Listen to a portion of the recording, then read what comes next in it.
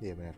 Nah kalau cerita yang mau gue ceritain, justru orang yang baru datang ke rumah itu membuat satu ruangan jadi ruang terlarang. Wow. Nah jadi kejadian ini ceritanya terjadi sekitar 8 tahun lalu. Ada satu rumah di daerah Kebayoran. Rumahnya gede, bisa dibilang gede banget. Yang tinggal di situ tuh sepasang suami istri yang walaupun cuma punya anak satu, tapi rumah ini punya 2 kamar kosong yang gak kepake. Karena rumahnya gede dan banyak kamarnya. Betul.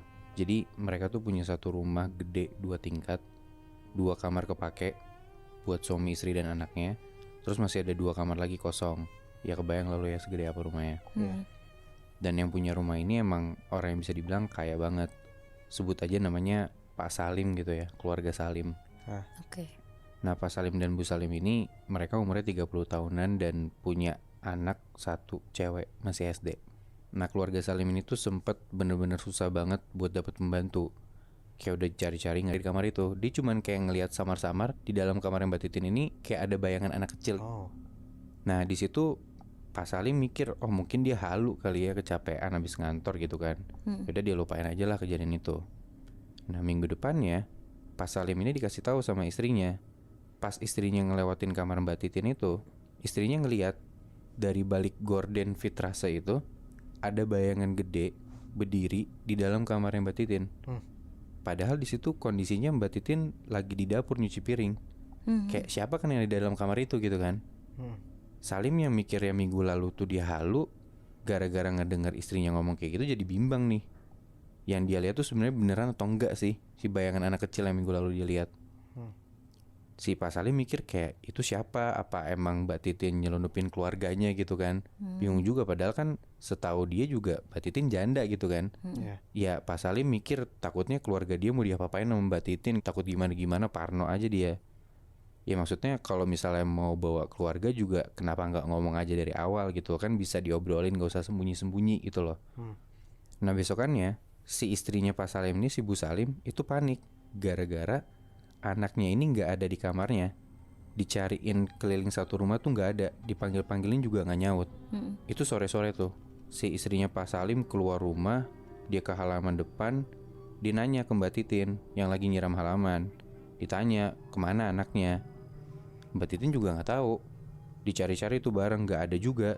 Satpam depan rumah juga nggak ngelihat ada orang keluar masuk sama sekali gitu loh, Mui. Nah, dicari-cari nggak ketemu-temu, bahkan sampai maghrib, sampai Pak Salim balik dari kantor, anaknya ini masih nggak ketemu. Di mana? Pak Salim langsung keliling sendiri, mondar-mandir, geledah seisi rumah, bener-bener gerasak-gerusuk, panik sendiri. Dan Pak Salim ini udah nggak mikir lagi. Yang Mbak Titin ini kan ngelarang buat siapapun masuk kamar dia kan. Ya karena udah gerasak-gerusuk panik, Pak Salim ini langsung ngedobrak kamarnya Mbak Titin. Dan beneran anaknya ada di dalam situ. Anjir. Di dalam kamarnya Mbak Titin. Marah dong Pak Salim dan Bu Salim ke Mbak Titin gitu. Maksudnya apa? Tadi bilangnya nggak ketemu di mana-mana, tiba-tiba kok ada di kamarnya Mbak Titin gitu loh. Dan ini nggak bisa jawab, diem aja kayak anak kecil bingung gak tahu mau jawab apa. Ngakulah akhirnya si Mbak Titin ini. Jadi tuh Mui, nah ternyata Mbak Titin ini punya satu kotak yang isinya tuh tulang-tulang kecil. Tulang-tulang manusia. Itu apa? Nah tulang-tulang ini Mbak Titin tuh ngakunya itu tulang-tulang suami dan anak-anaknya dia. Gak bisa ngelak tuh akhirnya diceritain semuanya. Jadi Mbak Titin ini punya suami dan 2 orang anak. Tapi beberapa tahun lalu suami dan anak-anaknya Mbak Titin ini kecelakaan motor. Dan anak-anaknya juga masih kecil, masih SD. Tapi setelah keluarganya dikubur, Mbak Titin ini ngerasa kayak ya kesepian gitu, sendirian. Akhirnya dia pergi ke orang pintar, gimana caranya dia bisa tetap bareng-bareng sama suami dan 2 anaknya itu, biar dia gak ngerasa sendiri gitu.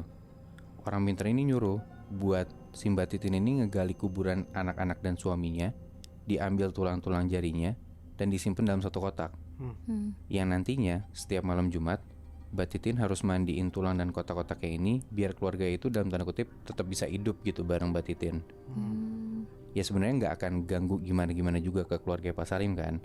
Tapi ya ujung-ujungnya Mbak Titin ini tetap aja dipecat karena Pak Salim sama Bu Salim tuh takut sama hal-hal begituan. Ya malah takutnya nanti pengaruh ke rumah mereka sendiri. Nah cuman setelah Mbak Titin udah cabut, kamar kosong itu dicek bener-bener udah beres semua. Malah ada hal yang makin aneh Mui. Nah si anaknya ini kayak suka ngobrol sendiri sama seseorang gitu di dalam kamarnya. Tapi kalau ditanya, si anak ini nggak bisa jawab itu siapa. Dia cuma bisa jawab itu temen. Pas dicek ke kamar anaknya Pak Salim ini, dicari-cari ada apa segala macem, ternyata si Bu Salim ini nemu di balik bantal anaknya Pak Salim itu ada satu tulang jari ketinggalan. Akhirnya tulang itu dibuang.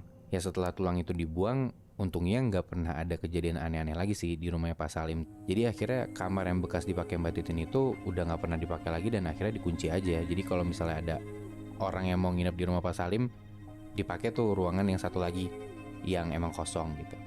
Jadi benar-benar kamar yang dipakai sama Mbak Titin tuh udah nggak pernah dipakai lagi ya, Bi? Bisa dibilang gitu, Moy. Berarti Bi, badan besar yang dilihat sama istrinya Pak Salim tuh suaminya Bu Titin? Bisa dibilang gitu, Nat. Karena ya dalam tanda kutip keluarga yang Mbak Titin ya tinggal di dalam kamar itu. Ya tapi kalau misalnya kita datang ke suatu tempat dan lo tahu kalau misalnya tempat itu ada ruangan terlarang, kira-kira lo masih penasaran gak, Bi, Nat? Atau bahkan nyoba gitu masuk ke ruangan itu? Tapi ya kita harus terima konsekuensinya. Kalau misalnya lo masuk ke ruangan itu, lo akan siap gak ngadepin rahasia dari ruangan terlarang itu?